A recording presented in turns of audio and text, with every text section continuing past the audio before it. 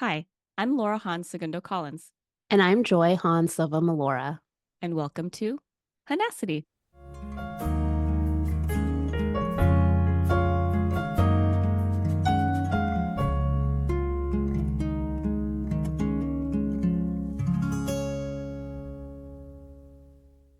Hello. Hi. How's it going? It's going. I'm tired. Tired. Very tired. Yeah, I've been up since 3 in the morning, sounds like which fun. is very special. Was in Phoenix this whole weekend, enjoying some time off, and then, to save a few bucks, Marvin decided that instead of leaving yesterday night to leave this morning at, I think our flight left at 6:10 in the morning. So, Worth it? worth it to save the 20 bucks? Just kidding. I'll pay you I don't 20 know how bucks much we saved actually. to. He Right, right, he's right. the one that purchased the tickets, but I don't know. I don't know if it was worth it because now I'm Well, like for jumping someone into a who full woke up day of at 3 work. o'clock this morning, you look great. Oh, thanks. Yep, no makeup. I mean, I did Fabulous. brush my teeth and that's about it. That's all I I'll did. take it. You know So, what? You don't need makeup, honey. I That's for sure. appreciate that. Yeah. Hmm. So, how are you this morning? How am I this morning? Well, I just got off doing a really wonderful, it's called Everyday Equity. It's like a LinkedIn Live thing with Pooja Kothari, who's That's right. the leader of Boundless Awareness. And the first Yeah, time I did it, my laptop crapped out. So this was actually part two. I love these spaces where we get to just chat with these amazing folks. So that's it was great. amazing. Can you I hear had a really the nice time. garbage truck in the background? It's pretty loud. No, Okay, I good. can't hear it. I'm so Amazing. impressed by Zoom. Right? Holler Zoom. Thank you, Zoom, for making it possible that we can't hear And stuff if you in the would back. like to sponsor I Monacity, know. I mean, do you hear the siren behind me? uh-uh. Yeah, it's wild. Go Zoom. Yeah, Thank you, amazing. Zoom. Thank you. Well, we have an Wow. incredible guest. Like, I know that we keep saying we have incredible guests, but this one is like really special to the both of us Truly. because her name was all over our first season. Yeah. And we have the honor to have our teammate, one of few who have a crossover between us. Our dear friend Marianna Yeah. is Back our then she was guest Marianna today. Webster.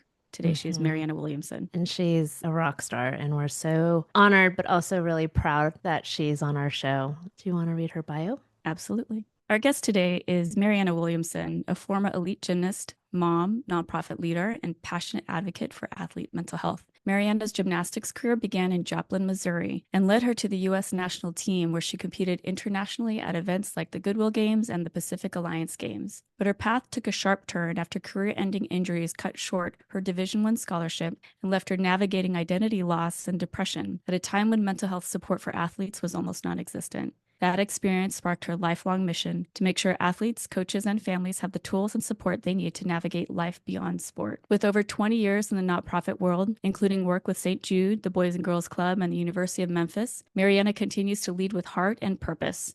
She's an active volunteer with Athletes for Hope and a member of the Coalition of Athletic Communities for Mental Health. Marianna's story is deeply personal and incredibly powerful, and we're so, so glad and honored to have her with us today. Without further ado, Marianna Williamson. Whoop, whoop. Hi, Marianna. How are you? Hi, friends. Hello. I'm doing well. Yay! Everyone, Marianna is very, very special to us. And she is part of both Joy's and my stories. Marianna was my childhood best friend in Texas. We were both in the Hopes group together. How old were we? I was 9, I think, when I met you. And you were, I think I was, no, I was 9, you were 10, I believe. that's wild. And Oh, there then we go. Joy and Marianna were together later on some years. And we will get into all of that I know. today. And I But mean, Mariana's all over our first season. So this yeah, is the Mariana. yeah. The Hi. Marianna. Yeah, This ages us. it's okay. Let's But we look embrace it. fabulous, don't we? We do. Yes, we do. Yes. Yeah. Okay. Marianna, maybe for everybody else who doesn't know you and doesn't have the joy of knowing you the way that we do, can you start at the beginning?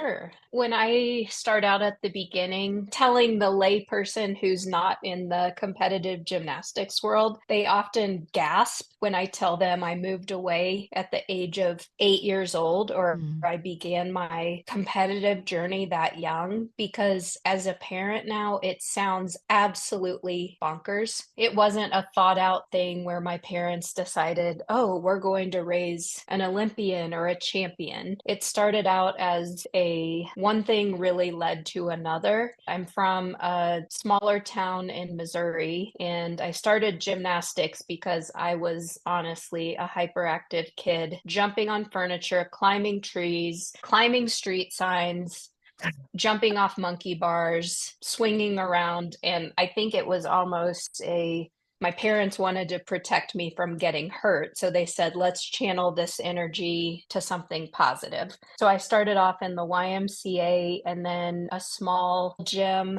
that was near and dear to me. And even at one point, a church basement, I remember, with some folding mats. I also participated in a local gym and started to move up the levels and have many fond memories of that gym. It was called Olympic World in Joplin, Missouri. And somehow we had the opportunity to travel to Houston to do a Christmas camp at Caroli's gym. At this time, I must have been 7 years old. And I had heard about Caroli's. Obviously, at that time, it was in the 80s. Phoebe Mills and Christy Phillips participated at Caroli's. And of course, the famed Mary Lou Retton, who I had watched on TV at the Olympics, had gone there. So the team traveled down to Houston for 5 or 6 days. And Marianna, what year was that? I think that was 1987. And it We was were at the just same 5 or Christmas 6. camp. Oh my gosh. So, Which means that I we mean, would have been at the same evaluation. okay. Okay. Well, I don't even know if my mom would remember. I mean, we must have maybe crossed paths, but 6 months later, I ended up there. Wow. So, and at My that mind's time, blown. Hold on a second. My mind just exploded a little bit to think that we were standing in that same room together yeah. at that time. Well, and I don't want to go down any conspiracy theory, but I mean, how many other people went through that process and then ended up, oh, come join our special team and our camp? And at that point, I got invited to participate in the summer intensive program. So that was kind of the next step. It wasn't, oh, let's decide to uproot our family and move to Texas. It really was little mouse bites of, let's try this next step. And of course, I'm 7 or 8 years old, and this was the best thing to happen. And these are people I'm watching on television. I have a picture with Bella Caroli. I'm sure you may have the same one, standing outside of the gym. Yeah, mine was in the And office, that front okay, office, gym one. yeah.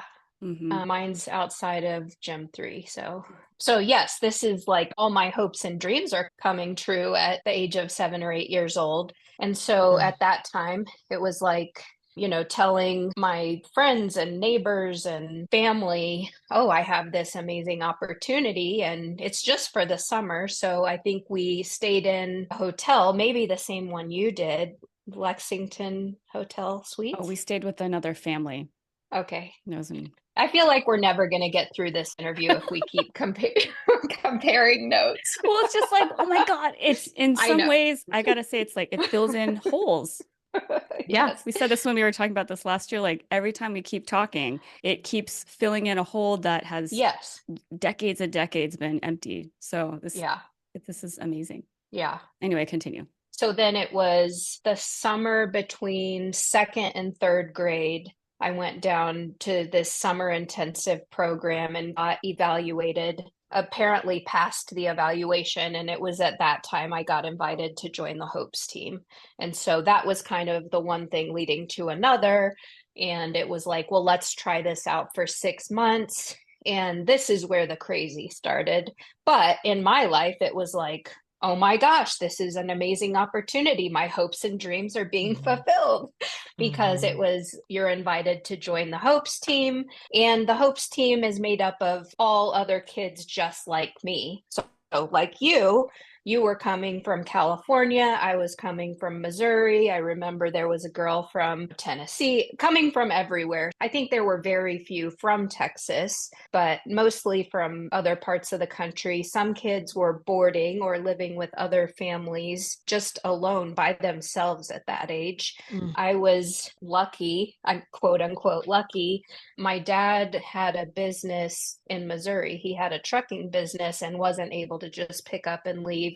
But my mom and I moved and we lived in an apartment. I think it was only like a 6-month short-term lease. And I enrolled in school where many of the gymnasts did. We were nearby the gym. I started in class 3 and was a part of this team. And that's when I met you, got to know you and your sister. And, we were best of friends. And one thing led to another. And 4 years later, I'm still living in Texas. Yeah. So it It's just went crazy. from like, let's try this out to if you want to be a champion, then this is what it takes. And I know our experiences were very different. I didn't have the injuries from the start. And also, my track was a little different. I didn't move up to junior B and the more competitive team. I was on a little bit less competitive track. And also, we were different ages. So you were training kind of the 92 track. I wasn't old enough. I was training more on the 96 track. So, Which is because of my crazy, age. Marianna, because it's 1987. Yeah. It's 1987, Oh, it's and so they true, have you Joy. on this track of 1992 and 1996, and you were, Well, and the other absolute craziness that no one seems to address is the sheer statistics nature of this whole thing. There are 6 to 7 to 8 individuals in the entire country who have a realistic shot at this yeah, thing, but nobody's talking about that. yeah. So let's not talk about like college scholarships, or let's not talk about the reality of the situation. Let's Right. just talk about like this Golden carrot. Yeah. unrealistic This carrot that they're dangling in your situation. face. And I think, we'll get to it, but that's what, made things come crashing down because I Yeah. wasn't looking outside of that at all. Yeah. Just going back to you as a 7-year-old at this point, 8-year-old, and you're walking into this gym that has gymnasts that are at your level, have your talent. What was it like for you in those first months, that first years?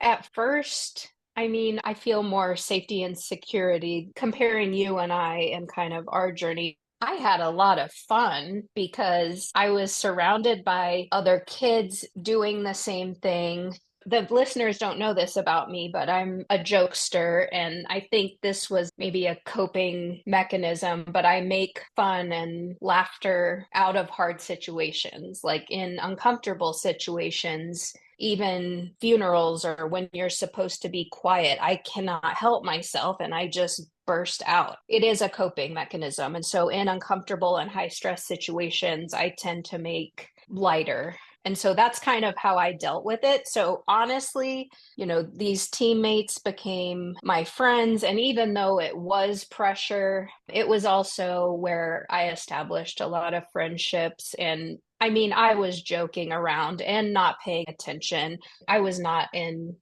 Caroli's group. I was in the more developmental groups. And yes, there was pressure, but I think until I became higher level and had more to lose, it was more fun for me. So yes, I was training. We started doing 2-a-days, but I have fond memories, going to the pool and having fun with friends and things like that. And what was it like? I mean, you're so little and your dad is still in Joplin. You and your mom are in Houston together. What was that dynamic like as a little girl? Um, Being away from home was hard. It was expensive to maintain 2 households. My mom had some jobs, like smaller part-time jobs in Houston. Yeah, in Houston.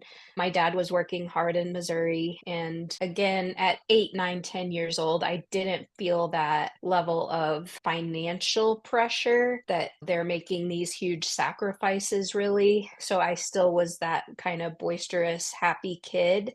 But yes, I missed my dad and I saw him probably once a month. It was like an 11 to 12 hour drive. And so he would come up But again, that's hard to do when you're trying to run a business. We did not make it home very often at all. Our schedule, even at, class 3, we had Sundays off. We had, I want to say, a week at Christmas, maybe a week in the summer, or maybe my mom just said we're going to take a few days in the summer. So that was hard. And then when we did have meets, I remember sometimes we'd have a meet in St. Louis or Tulsa. That was kind of the region. He would make sure and get to the meets that were in that region. And that was one of the reasons we did relocate to Oklahoma several years later. Yeah. So it's interesting, Marianna, because before we even met in Oklahoma, I actually knew about you because your mom and Laura's sister were best friends. They did everything together. You guys lived in the same apartment complex. And I've heard multiple stories about you before we even met in Oklahoma. And so the really interesting thing, I think, me coming into your story is I did not meet the rambunctious jokester. Oh, You that were a makes me different so kid. sad. I Yeah. know. I know. When I met you. So it's I really know. interesting on like the shift of your personality that you talk about. I came into it when you were already an elite gymnast. When I came to Oklahoma, you had just been at the height of your career coming from winning a medal at a very big international meet. And so this is really interesting to hear this piece of the story of like the jokester. And Laura has told me stories about you and her walking home in a swamp and being muddy and being like water being sprayed at you guys and like I mean, and Natalie still chuckles at stories of you guys as little girls, and that's what your I child know. should be Well, and like, that's what like Lindsay's recollection is too, is like, oh yeah, she was, well, and I was the instigator of Laura doing stuff like that. I don't think she would have done those things on her No, own. definitely was the follower in this relationship. which is like so. No, This No, is you know like that's what? what, We were I might have started, but then we became collaborators for sure. yeah. If I needed a good idea to piss off Natalie and Lindsay in some way, Marianna was aces in helping me do so. Yeah, but this is Yeah, like, it's just that's like an awesome. I know. interesting storyline of where things started in Houston. Maybe this is a good segue on how you and your family decided to move to Oklahoma. What happened? I know that part of it was the distance and getting your dad a little bit closer, but what made you switch gyms? And maybe if you don't Well, mind, Marianna, just walking us through like where you're at in your gymnastics career along the way too. yes. So at some point, Mhm. classes changed to levels. I went from class 3 to level 7, 8, 9 in Houston, and I had the same coaches pretty much the entire time in Houston. I didn't ever have the Carolis. I was there from late 87 until 1991, and then some things We talked about it. happened. We talked about it in Yeah, season one. It's all good. everybody knows about why Rick Newman had to leave. There was just a lot of drama. Rick left the gym. Our female coach, Jackie, I loved working with her. She left prior to Rick, and then we went through all different female coaches. I remember vividly, we had a female coach who grew up there was one main bathroom where all the athletes went to the bathroom. It had stalls. She was bulimic. She was our coach. And at that time, I mean, I could figure out what bulimia was, but our coach is in there throwing up in the bathroom, and she's a former gymnast. And I'm just like, it was never addressed, never, never discussed. There was just a lot of drama. That's not necessarily why we left. It was just constant drama, a lot of competitiveness, cutthroatness among the parents. I mean, obviously, we already talked about we're all training for the same goal. There's hundreds of gymnasts training for these 7 spots. Nobody's talking about how crazy that is. The kids are being pitted against each other. But that's the norm. This is what it takes to be a champion. So this is what all these people are going to do. And then when Rick left, it was just kind of like, well, this is silly. And at that time, Excuse me. Shannon Miller was being trained. This is, 3.5 to 4 hours away from where I grew up. This is where my dad is. So if we can get kind of the same great training close to home, then why wouldn't we take that opportunity? And so we made that choice. I think it was the summer between 6th and 7th grade, which is not a great time to move as far as like making new school friends. I was sad to leave because I had a lot of friends in Houston, but it just seemed like there's so much drama going on, and it seemed like a good opportunity for a new start. And another thing, I'm not trying to sell myself short, but I was a talented kid, but not incredibly. I was never the most naturally talented, and I worked really hard, and I was never number one winning all the meets at any level that I did. I was a good gymnast, but worked hard, and I knew like I was in the mix, but there was never a moment that anyone in my family or the coaches ever thought, oh yeah, she's, a ringer. Are you ready to embrace a healthier, more vibrant life? Look no further than With Joy, a transformative movement and nutrition program that goes beyond the ordinary. Our approach is rooted in compassion care, tailored to each individual. Whether you're a seasoned athlete or just starting your fitness journey, we've got something for you. Our comprehensive programs include strength, mobility, and conditioning to elevate your fitness, recovery and recuperation for healing, and nutrition wellness plans to fuel your body for optimal performance. Check out our show notes for more information and links to our programs. Join the With Joy movement today and discover a whole new way to thrive. And so at Caroli's, I was never a favorite, and in Oklahoma, absolutely, I was never a favorite. So I feel like that was kind of the theme of my experience in Oklahoma, that yes, I was a good gymnast and I was on the top team.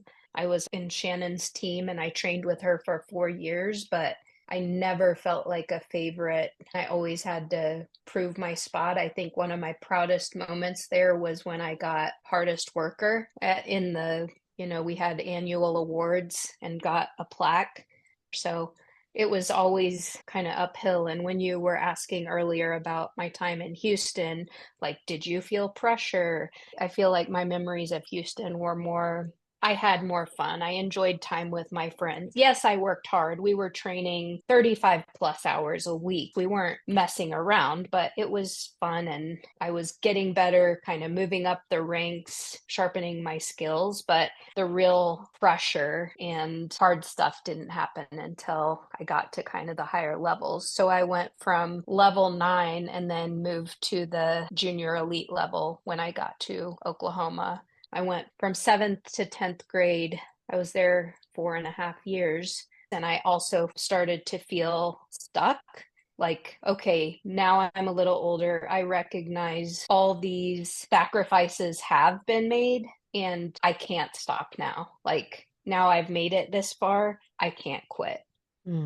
So it was just kind of a flip. And Joy, I think that's why when you met me, it was like, oh, like now it's time to buckle down. And now there's only, 4 more years. I better get going and start to make it in the top 10. And there was constantly that focus on national team and rankings and meets and all that. And I think the first year I went to nationals was 1992. It was in Knoxville, Tennessee. So that was my first attempt. And it was like, oh, we're in the big leagues now. So it's not just messing around and having fun with your friends anymore. Yeah. I think for a little bit of context, though, Marianna, for our viewers, is that like shortly after that 92 Olympics, Bella Crowley did retire, and Shannon had a very successful 92 Olympic year. And basically, Dynamo Gymnastics is like the gym to go to. Crowley is retired at this point. There wasn't really anybody in the Crowley's camp after 92. And Shannon sort of became the crown of USA Gymnastics. At that time, I think she even was like the most decorated gymnast that we had created. And this is even including Mary Lou Retton at the time. So you're at like the gym that produces. Now it's like the baton is passed. You are now at the gym that produces the best. And then I want to say, like, after that 92 years, she won back-to-back world championships. Yeah. So not only is it like, yeah. so now you're with sort of kind of like the Crowley Kool-Aid, it just got transferred to another coach where it's like, this is the best coach, the best athlete. He creates the champion. He's going to get you to the dream that you want. And at this point, I guess my question is, how much of this is your dream? And how much of it is it, I've already gotten this far. I can't stop now. I have to do this because all these sacrifices are happening. And how much of it are you separated from it as opposed to wanting to please everybody around you? You're talking to a lifetime people pleaser that I'm Mm. working through now. I think I still wanted to work up the ranks. I was improving. I was learning new skills. It's not that I didn't want to do it. It was just this tremendous amount of pressure that felt heavy. And Mm. it was, I mean, it might be the year that Rick relocated. And I don't know. I mean, maybe I would have to ask you what year Yeah. that happened. But So literally so, Rick came 94, right after Shannon's okay, world championship, because that was the okay, appeal of me going there. okay. And when I moved, I think Rick moved a couple months before me. But when I moved, it was when you guys just got back from the Goodwill Games and Okay. Dynamo took everybody. You guys were chosen Okay. to represent. So I first made the national team in 1993, and I was so proud. And I mean, again, not to put myself down, but I think it was post Olympics. So maybe some people, this is totally putting myself down. I need to like slap Hmm. myself on the hand.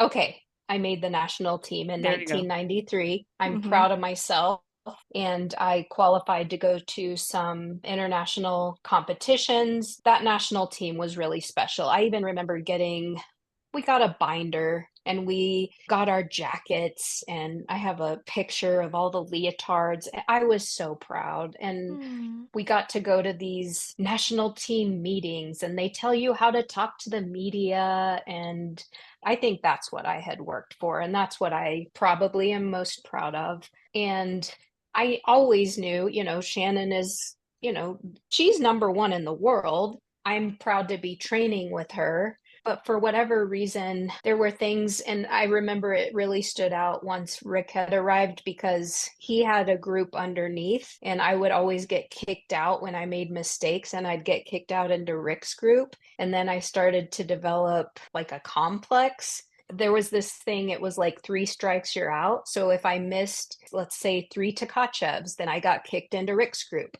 Or if I fell off the bars three times in training, I would get kicked out. So it was either getting kicked out or missing three of a particular skill. And so I started to develop like these, I don't know, in other sports you might call it the yips. Yep.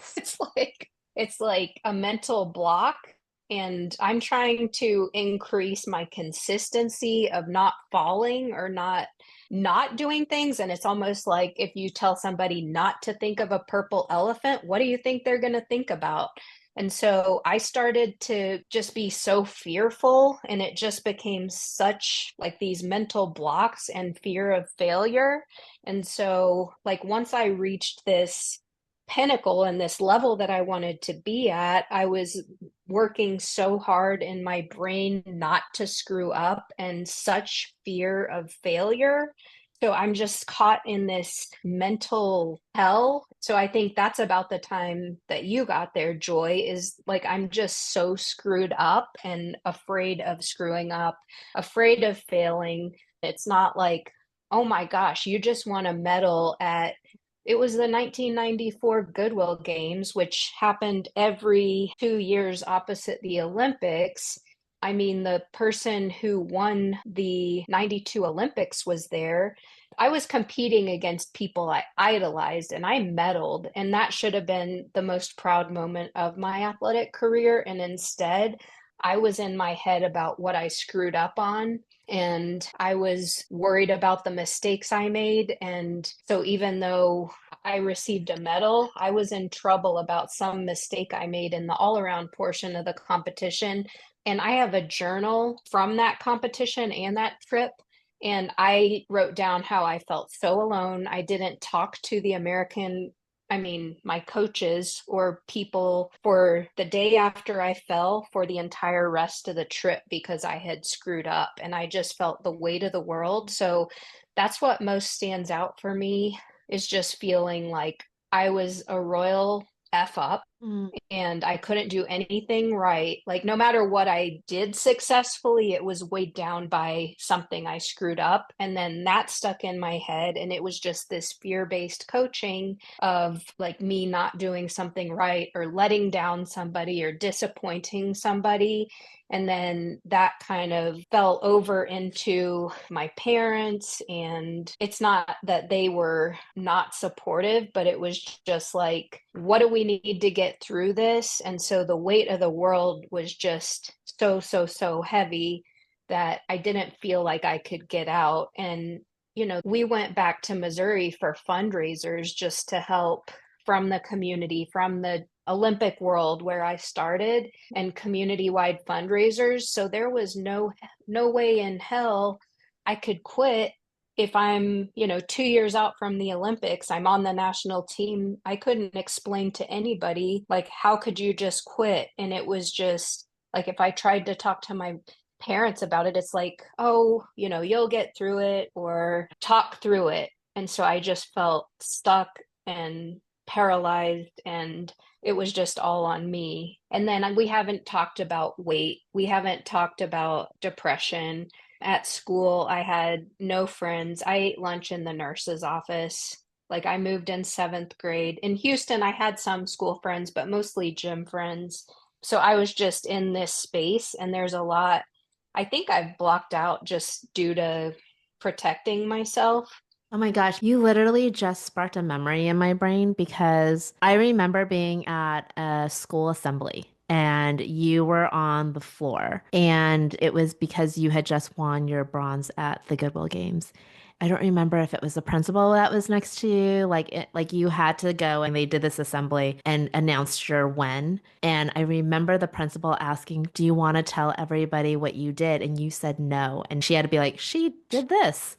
I literally remember that from school, which is crazy because that was such a huge accomplishment for you and not being able to I experience probably that. was like, it wasn't good enough because I wasn't Yeah. But proud of it. experiencing like that accomplishment because I mean, if memory serves me right, nobody else won a medal except for you and Shannon at that Goodwill Games. That's a huge But I accomplishment. felt like shit. I came home, nobody was talking to me. I think Gosh, that's I so mean, this crazy. is nuts. It's all in my journal. I had to go back. I'm like, did I make this up in my head? Because it was a long time ago. So my driver's license, I was 4'9" and 82 pounds. I was Oh my gosh, 16 at 82 pounds. the Goodwill Games, but there was some mystery meet at the Goodwill Games, and it was like its own little mini Olympic village. Like, you got to stay. There were athletes from all different sports there. It was really cool. I wish I would have enjoyed it. I wish I knew then what I know now. Like, you should be proud, and this is an opportunity of a lifetime, and screw what anybody's telling you. You achieved this. Mm. And I have a picture of like Oksana Bayul, the skater, in an elevator, and a basketball player who's like 7 feet tall. And here I am, 4'9" and 80 pounds. But I think I lost 8 pounds on that trip because I think we ate pasta with ketchup on it or something. Oh my And gosh. I had tuna fish packed in my bag just for protein, just in case there was not a lot to eat. I could go on and on about the food deprivation, but it's just Yeah, that was par for the course. But 8 pounds of 80 pounds, 10% of my body weight that's a is lot. concerning. Yeah. Yeah. I Jeez. think with when I went to Dynamo, because there was a little bit of that at Posars, but not to the hyper awareness as Dynamo, because that was like the first time I had to weigh myself and then be asked what my weight was, and then having to weigh after gym. That I never did that at Posars. It started at Dynamo's, but there was definitely a hyper awareness of weight. I do remember our beam coach having a discussion about why we should not eat pasta because And it's we were actually, little girls. yeah, that carbs And were when I not say something. little, 80 pounds is a little A girl. little girl, a little Yeah. girl. Yeah. Literally and figuratively. Yeah. And I Yes. do remember getting a conversation on why we should avoid pasta. Well, And and that's then, all there was. I mean, in Russia. This was in Russia. There yeah, was not a variety yeah, of of food choices. to go Yeah. around. And I also remember, oh my gosh, they're like striking so many memories because like Dynamo is so far away from me. And I wasn't even at Dynamo that long. But I do remember we had like an in-house gym meet. And then after the in-house gym meet, we had a sleepover at the gym. And usually what happened was the older like girls, we did an obstacle course for the little mini kids. And we were doing this obstacle course, and our beam coach came over and said, "Hey, we ordered pizza. We want you guys to eat first and then have the little girls eat after us. And then if they're, and then you guys can get your second piece after the little girls eat." But I remember she regulated the slices that we had. And it was like we had an in-house gym meet. I like literally had breakfast and nothing else. And then we had the tiniest slice of like cheese pizza. And she never called us back for a second piece. And I just remember being like, I'm so I'm hungry, so hungry. Oh, that's so so cute. hungry. And it's like this sleepover at the gym. And I remember like only having that tiny slice of cheese pizza and being like, oh my God, this is like just the norm. Like you just don't eat. And I do remember other girls got two slices and our group didn't. But I remember that. Anyways, can go Holding on you and on both about Dynamo so too. much. Yeah. Yeah. Well, let's put a pin in it because we could Yep. certainly talk about, I mean, that could in and of itself be an entire Episode. many multiple seasons about that. So, Marianna, we are at the Goodwill Games. We're at Rick joining Dynamos at that time. You are in, it feels like a very heightened state of fear. You've just come off a wonderful victory in the eyes of everybody else, and you are feeling like shit, which no incredible gymnast who wins a bronze medal should be feeling, for the record. What happens from that point on? I wasn't spoken to for the last few days of the trip. And I mean, I felt horrible because, yes, I did one good thing, but overall, like in the all around competition, I didn't place. And so I had just gotten a medal on one event. So it was like, well, what does that mean? And big whoop. And so when I got home, we did have like some celebratory things and things like the assembly at school, but I was like, who cares? Which is so sad. And I mean, that is a big accomplishment. And I did get to, but there was nobody there to like shake me and say, come on, you need to be proud. And this is a big accomplishment. But I think I just went by what my coaches are telling me. And then my mom was probably like, well, what happened in the all around? Or I mean, I don't remember if there was like a post meeting or something like that, but I know we probably went back to work. I think my highest placement at national championships, I placed sixth on the national team. And I placed 10th on the national team. And I'm proud of that now. At the time, it didn't ever feel good enough because it was constantly like, well, you made this mistake or you could have done this. And I think that's what stands out. And moving forward in my life, it's always like not good enough and I could have done this or that. But looking back now, I am proud of those accomplishments. The other competitions that followed the Goodwill Games, and this was kind of the straw that broke the camel's back and led me to leave Dynamos. This was, I don't know exactly, I've got it written in a journal.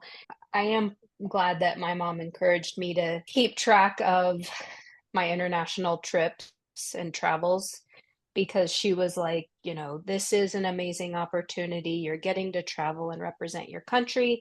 I did have the opportunity to travel to New Zealand and compete in the Pacific Alliance Games. I think I placed third in that competition. I was really proud of that. I believe, placed first as a team. The US did. Sadly, Rick was kind of appointed to travel with me because I think Shannon almost always had competitions around the same time, or there was another Olympian training at the gym at the same time. So it was like, well, Rick, go travel with Marianna. So that happened in New Zealand and Bulgaria. New Zealand was an okay trip. It was a beautiful, breathtaking, as you can imagine, place to go. There were other members of the U.S. congregation that we met up with, men's and women's delegates and team members. And that was a decent trip. And then the not so decent trip was Bulgaria. It was later in my career. And I remember, this sounds crazy, and it is crazy.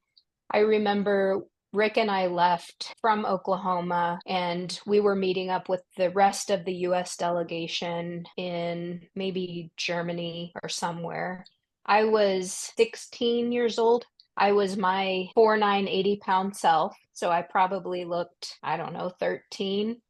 Who knows? Little. I was probably emaciated. I was 80 pounds. And I remember stopping at almost every bar at every airport that we stopped at. I didn't really have any choice in the matter because otherwise I'd just be walking through the concourses myself. We were not stopping at the bar for me. We were stopping because that's what the person in charge of me wanted to do. I felt very uncomfortable, and I wrote it in my journal. And when we got to Bulgaria, I told members of the US congregation. So there were judges, officials, and there was a teammate and coach from a gym in Houston. I kind of said to the other Houston teammate, do you think your coach can keep an eye on me while we're here? I think we had 2 days to kind of acclimate to the equipment, train a little bit, and then compete. This I had to check on. Did this really happen? In training, the bars fell down to the ground during training. The equipment was horrible. The floor, I don't know if it was even a spring floor, but I remember I had a full in my routine, and the floor was just dead. I thought I was going to break my neck. And so I told Rick, I don't feel safe doing this. It wasn't necessarily a jet lag thing. It was just, this equipment is not okay. Case in point, the bars just fell down to the ground. And he got mad. So he just went up into the stands, sat in the stands, did not speak to me, did not spot me. There are some skills on bars that the coaches are required to be there for safety. He did not leave the stands. And so I just took it upon myself to change my routine and take out that very hard skill I thought I'm going to break my neck on, because I'm like, do I want to break my neck in Bulgaria where there's possibly no medical care and my coach is not going to spot me or speak to me? I'm 16 or 17. You're not allowed to talk back or speak up for yourself. That's what you're conditioned and trained to do. So I was like, I'm going to make this decision. I'm totally alone here. I think they had pay phones there. I called. My mom is not there. That's another thing. They don't go to international competitions unless they do it on their own dime. Bulgaria is probably not going to be one of those places where parents are going to travel on their own dime. It's a pretty quick trip. I think we were there 7 days, 3 days there before the competition, compete on the 4th day, stay there the 5th day, that back on the 6th day or something like that. And so I changed my routine, felt like the most alone person in the entire world, called my mom and cried to her, but there's absolutely nothing she can do. And then on the way back, I mean, I don't even think Rick spoke a word to me. And then I remember on the way back, we almost missed our bus because he was out so late the night before. And I'm like, well, this is the person who's in charge of me, a male. There are so many things wrong with that situation, that a male's in charge of a female 16-year-old traveling across the country. So many things could go wrong, and they did. So when I got back, I went into the head coach's office and I'm in tears. I'm like, oh, I'm going to get in so much trouble. I already know it. I don't think I fell or screwed up even more in that competition, but I didn't place. I didn't get last place, but I think I probably got like, I don't know, 15th out of 25. So definitely didn't make podium. And so I knew I was screwed. And then I went in. I think my mom might have gone with me. Of course, I've told her what's happened. And I said, just so you know, I visited every bar between here and Germany when we met up in the connecting flight. Not that that's an excuse for my behavior, but I just need to let you know I was sent with Rick and I felt you needed to know. I felt alone. I felt uncomfortable. When we got there, the equipment was not safe. The floor was flat. I was not landing my full in. I made the choice to take it out and I did not do well and I didn't place well. And instead of any sort of compassion, it was, so you thought it was okay to just change your routine. And they took Rick's side, nothing about the bars, zero compassion. And at that point, I was just like, trust had been completely crushed. And I was just like, what am I doing? And I think at that point, my mom's just kind of like, what do we need to do to work through this? It wasn't like, okay, we're going home. This is ridiculous, anything like that. And so I would have to look at the calendar and see what the timeline was. But I just know, like, inside, I was just like, nobody had my back. I am alone in this. And another thing that kind of stands out in my journey, and who knows what this means in the psychological world, but I always thought of myself as being so strong and like a soldier. The coaches treated you, I mean, they're like drill sergeants and yelling in your face. And there are some kids who just cry and cry and cry. And I almost, in a sick, weird way, I took pride in being tough. And you could be this far away from me and scream in my face. And I just took it. And I would kind of take the attitude of, I'll prove you wrong and I'll show you. I think at that point, it was like, I am broken. So it was like, you've achieved mission accomplished. I am broken. I'm giving you a big hug. Just gonna cry too. Sorry. Thanks.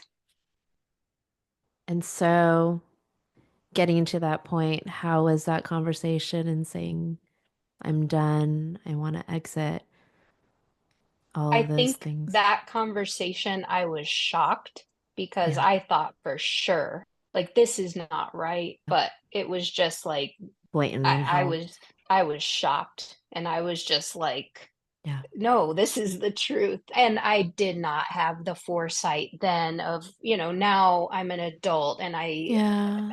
I'm like, so much of that is messed up at the time. I think Yeah. also, Mariana, there's like this part of me, like at that time being 16, 17, and I think it's coming to the realization of like, oh my gosh, adults are humans. They can mess up too. Because prior to that, your coaches, they are God at that point. There is no ands, if, or buts. They're right. They're going to get you to the dream. And the fact that there's this like realization in this story of when it exited, where you're like, it clicks. You almost wake up and you're like, this adult is not doing something right. And me as a 17-year-old can see that. Yeah. And you sober up, right? Like we've been Yeah. drinking the Kool-Aid. The coaches are right. There's Yeah. no questions answered for but. This is the first time that you have this realization of like, no, this is not right. This is not okay. I will get hurt if I do what he tells me what he wants me to do. Mhm. Yeah. Yeah. I was like, I will take the consequences, Yeah. and I Yeah. did. So when you left Dynamo, did you have an exit conversation with them or did you guys just get up and go back to? Well, at that point, I began to hate Rick. And I don't know if you were still there at this point, but every time I would get kicked into Rick's group because that was still a thing. And I'm like, fuck that. And I never had Mm. an attitude and talked back. If it Yeah. was today, I would probably, who knows what. But that was still like this tactic. And it just was like so counterproductive. Like, clearly, why is this person still there? Are you He's just also up to his, labeled as the problem kid because of oh, this I'm thing with sure. Rick? Oh, Like, did he treat you like the problem kid? Was there a dynamics between the two of you that you felt shifted once you told your truth? I don't even know, but I had such an extreme hatred. Before that, I was still working hard. And after that, it was just like, kick me out because I'm not going to his group. So I stuck around to 95 championships. I had a pulled hamstring that was an old, just recurring injury. And it was one of those that was probably viewed as a get over it injury, despite the fact that if someone else on the team had an injury, oh, let's take care of it. Let's have a training plan to make sure you don't overdo it. And the 95 championships, I got to the podium training the day before, and I just remember running down the runway on vault, and I could not accelerate because it hurt that much. And telling the assistant coach and even landing bar dismount in practice the day before. And so thinking like, well, maybe if I just do bars, or maybe if I just do a couple of events, but it's still like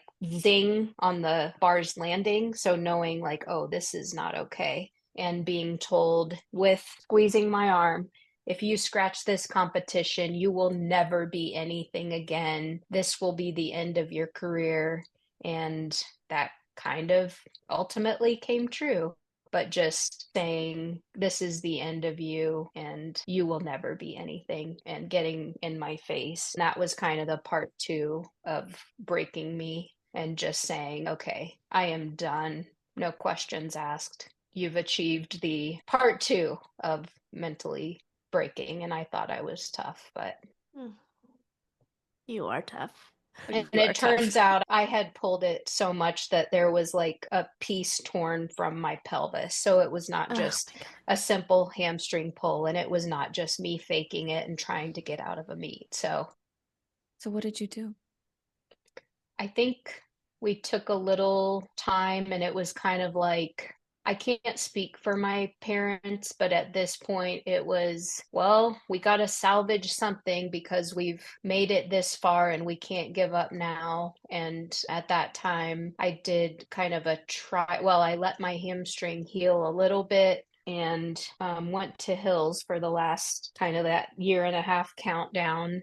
Kelly was lovely and was kind of the first encouraging. I felt supported, but she had her team that she had built for years and years. And here I am, this like totally broken, I feel like a broken bird that somebody's just bringing in. And I would say I 85% wanted to be there, but I'm also just like, I'm here and I'm broken and I want to get to the end. We're 90% done with this marathon.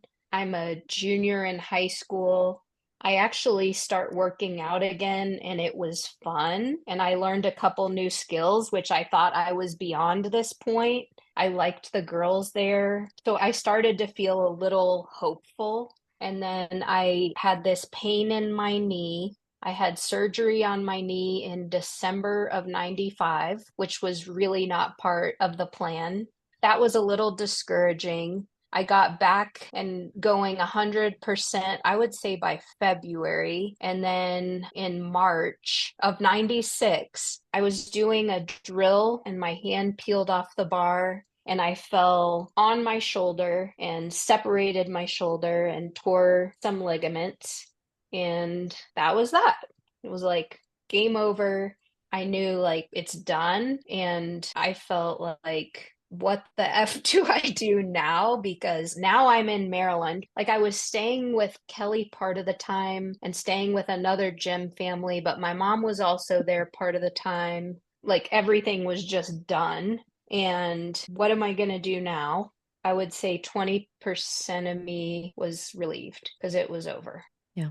And then my brain was like, well, am I going to have to move back home? Like what's the rest? It was like the crashing. I've let everybody down and I have absolutely nothing to show for it. I don't have a scholarship. I screwed everything up and I'm just a colossal failure. So Laura, every time you talk about being a failure, I'm like, well, I'm an even bigger failure. And that's where my mind goes because I didn't even get a scholarship.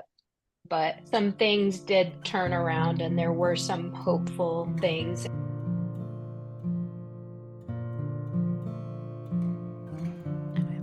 There's so much more to the story, and we couldn't fit it in one episode, mainly because she's an incredible human, one. Yeah. But there's so much of her story. There's so much of our story that's intertwined with her story. And so we have to bring her back. So part 2 will be coming out next week. So join us again. Take care.